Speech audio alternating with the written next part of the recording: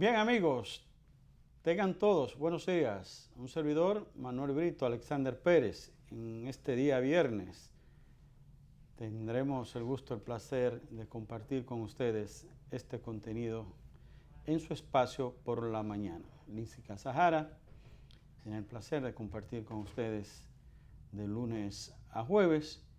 Y este viernes, todos los viernes, Alexander Pérez y un servidor, Manuel Brito, comparte el contenido con nuestros amigos televidentes. Tenemos en el día de hoy, igual como viene ocurriendo con una interesante dinámica, la agenda nacional de la opinión pública nacional de interés de los dominicanos, con informaciones, con noticias, con temas positivos, otros negativos, otros interesantes desde el punto de vista de la necesidad y de la importancia de su discusión en un esquema, en una estructura de democracia y de la naturaleza misma tan particular que tiene el país, la sociedad dominicana, como sistema democrático, como sistema político, como sistema y manera, forma de la convivencia y de la razón de ser con los derechos y deberes que nos permiten nuestras normas, leyes y reglamentos en la República Dominicana para el día a día. Y la verdad es que nos hace en ese sentido, en esa dirección, una sociedad sumamente única, particular, aunque de entenderse que cada país, por su cultura, por su naturaleza y su razón histórica de ser, tiene su debida particularidad que la diferencia de otras y una de la otra, de manera ya así en un careo individual, pero no es menos cierto que nosotros conjugamos una serie de particularidades que la verdad es que nos particularizan, valga así indicarse, señalarse, muy única. Hoy se está en espera, o se estará en espera, porque apenas inicia el día, de que el juez Ortega dará a conocer la información de si todos los imputados del caso Odebrecht iría a juicio de fondo o solo irían las partes o una parte de los imputados que así el proceso haya indicado que tengan que definir su situación en un juicio de fondo como lo establece el Código Penal y nuestras leyes. Pero en ese sentido queremos señalar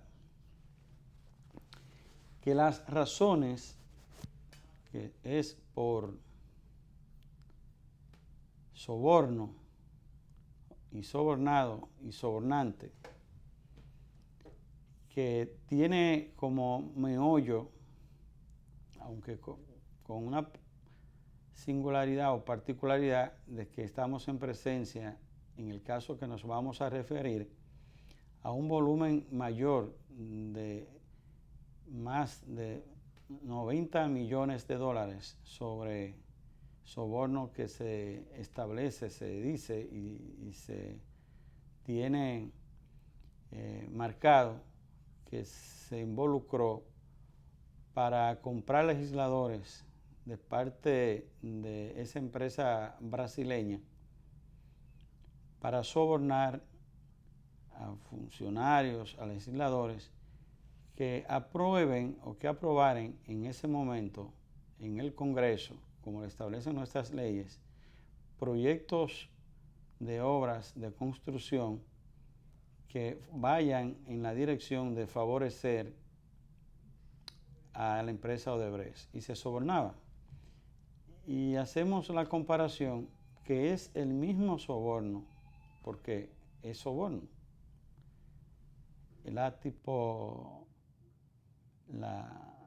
tipología del mismo término, la misma acción, la misma característica del destino que pudieran correr los legisladores y quienes se presten a sobornar a los diputados en el Congreso en este tema, en esta lucha sobre el caso de modificar la Constitución para establecer la reelección en un esquema que todo indica que no hay manera de convencer a nadie y cómo de manera, si pudiéramos decirlo así, porque no hay otro término que tenga el espacio para recoger lo que significa el término y lo que uno siente y quiere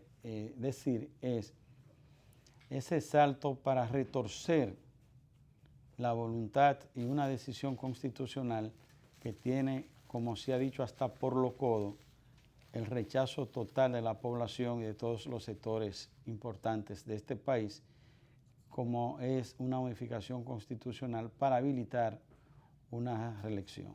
Una reelección que no se trata que en este momento caería a favor o en contra del presidente Medina. Es el festival de lo que eso significa y que un partido como el PLD gobernando debe ser un instrumento para fortalecer la democracia, no nunca para debilitarla, por lo que ha sido su razón de ser e históricamente su prédica. Y esa decisión que tendrá en el día de hoy, como se ha anunciado y se está esperando, del juez Ortega sobre el caso de Odebrecht, de quiénes irían de los imputados a juicio de fondo y quienes en esta etapa pudiera ser anunciada la noticia, el contenido de que otros pudieran estar excluidos de ir a un juicio de fondo y ser favorecidos por poco nivel de responsabilidad, ser favorecido con un no al lugar. Esto pudiera facilitar, permitir de que el caso vaya a una jurisdicción ordinaria no privilegiada que ha sido alada por el involucramiento, la acusación que está establecida en el expediente del senador por San Cristóbal, el señor Tommy Galán. Y este aspecto ha llevado a la discusión, jurídicamente hablando, de una jurisdicción privilegiada que, de ser, como muchos esperan y entienden que pudiera ser favorecido con no al lugar el senador de San Cristóbal, se iría a un juicio de fondo, a una jurisdicción ordinaria. Ahí el comentario de que unos 2 o 3 pudieran la misma cantidad ser incluidos y la misma cantidad ser excluidos. Hay muchas especulaciones. Vamos a esperar qué va a ocurrir en el día de hoy. La gente no tiene muchas expectativas con este caso por la manera en que se ha instrumentado y la situación en que ha sido investigado y las pruebas que se han presentado. No tienen muchas expectativas. Buenos días, Alexander Pérez, que se integra Buen día, Brito, al contenido del programa por la mañana. Buen día, Brito. Y a los amigos televidentes, agradecerles por siempre su presencia aquí junto con nosotros en las mañanas, por su fidelidad en las mañanas con nosotros, en este espacio por la mañana. Miren, tú has tocado dos temas, el tema del debate político fundamental que hay en este momento en el país, y lo segundo, lo de la sentencia que se espera hoy del juez Francisco Ortega del caso de Brecht. En el primer tema, a mí me parece, la prensa trae la noticia de que el secretario administrativo de la presidencia dice que el transitorio al presidente Danilo Medina es injusto. Lo del transitorio, no es posible que una sola persona no se pueda presentar como candidato. El transitorio prohíbe al presidente Medina se vuelva a presentar como candidato. No es posible que una sola persona en el país no pueda presentarse a la candidatura presidencial. En algún momento las altas cortes o el Congreso deben resolver eso, porque no es posible que otros que aspiran a la presidencia, que tienen igual condiciones, sí puedan ir. Lo primero es que yo creo que eso es un disparate. Eso de José Ramón Peralta es un disparate. Eso de que es injusto. Eso ni es injusto, ni es un daño tampoco en sus derechos al presidente Danilo Medina. Y yo pienso que eso no es así. Porque cuando las leyes se votan, las leyes afectan a alguien siempre, favorable o desfavorablemente. Siempre, no hay una ley que usted apruebe que no afecte positivo o negativamente a alguien. Cuando esa reforma se votó por primera vez, prohibiendo la repostulación después de 2 periodos, estableciendo lo que se llama el modelo americano, afectaba a Leónel Fernández y a Hipólito Mejía. Hipólito Mejía logró en el 2003 una reforma que lo habilitó para él ser candidato. Luego, en la reforma del 2010, Miguel Vargas puso como condición para el PRD respaldar la reforma constitucional que se prohibiera todo tipo de reelección. Y Miguel Vargas está ahí y es un subalterno político del gobierno. Y Miguel Vargas puso como condición para aprobar la reforma constitucional que se prohibiera todo tipo de reelección. Y por eso entonces se aprueba el modelo intermitente de uno y otro, uno y otro. Cuando el presidente Medina era candidato, el presidente Medina juró por Dios, por el cielo, por el infierno y por todo el mundo, hasta por su familia juró, que él jamás se prestaría a una nueva reelección, que él quería ser presidente 4 años y nada más, y que él no volvería ni consecutiva, ni por intermitencia, ni de ningún modo. Pero cuando estaba después que se juramentó en el Congreso, inmediatamente inició su plan de continuismo, porque más que de reelección fue de continuismo. Y el debate en que estamos inmersos así lo demuestra. El presidente logra reformar la Constitución en el 2015.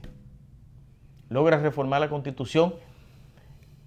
Y es el propio presidente Danilo Medina quien manda al Congreso ese transitorio con Reinaldo Pared. Y lo que se dice es que ese transitorio que dice que el presidente actual, en caso de buscar una repostulación en el 2016 y ser favorecido por el voto del pueblo dominicano, no podrá postularse ni a la presidencia ni a la vicepresidencia de la República jamás. Es el propio presidente quien escribe eso y lo manda con Reinaldo Pared al Congreso. Entonces, eso no puede ser discriminatorio, eso no puede ser injusto, cuando fue el propio presidente quien lo sometió y quien motivó su aprobación en el Congreso Nacional. En lo personal, yo pienso que el modelo americano es lo que más le conviene a la República Dominicana y que aquí no se puede estar en ese relajo ya, modificar a uno para favorecer a otro, modificar mañana para favorecer al otro. Es un relajo. Una sociedad tiene que respetarse. Una sociedad que con esa ambivalencia institucional, como lo que hay en este país, nunca va a poder ser fuerte. La gente vive hablando muchísima pendejada de los norteamericanos. Lo que le ha dado fortaleza y grandeza a los norteamericanos es su disciplina y el respeto por sus leyes y sus instituciones.